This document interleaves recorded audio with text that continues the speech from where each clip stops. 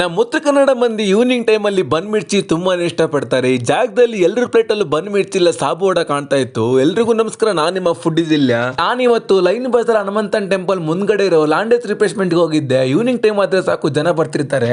ಇವರು 15 ರೂಪಾಯಿಗೆ ಮಿರ್ಚಿ, 20 ರೂಪಾಯಿಗೆ ಬನ್ ಮಿರ್ಚಿ ಕೊಡ್ತಿದ್ದಾರೆ. ಮಿರ್ಚಿ ಸೈಜ್ ತುಂಬಾನೇ ದೊಡ್ಡದಾಗಿತ್ತು. ನಾವು ಕೂಡ ಒಂದು ಬನ್ ಮಿರ್ಚಿನ ಆರ್ಡರ್ ಮಾಡಿದ್ವಿ. ಬನ್ನ ಕಟ್ ಮಾಡಿ ಮಿರ್ಚಿ ಹಾಕಿ ಕೊಟ್ಟರು. ಆ ಬಿಸಿ ಬಿಸಿ ಇದ್ದಾಗ ಬನ್ ಜೊತೆಗೆ ಮಿರ್ಚಿ ತಿನ್ನಕ್ಕೆ ತುಂಬಾನೇ ಮಜಾ ಬರುತ್ತೆ.